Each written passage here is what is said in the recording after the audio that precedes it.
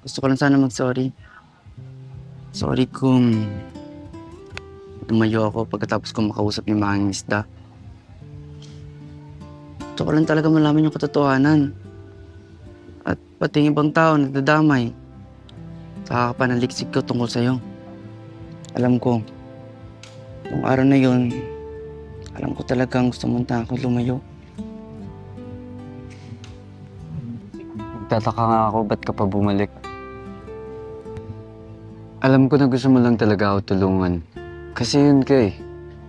Matulungin kay Ilios. Gusto mo kong makawala kay Ursula.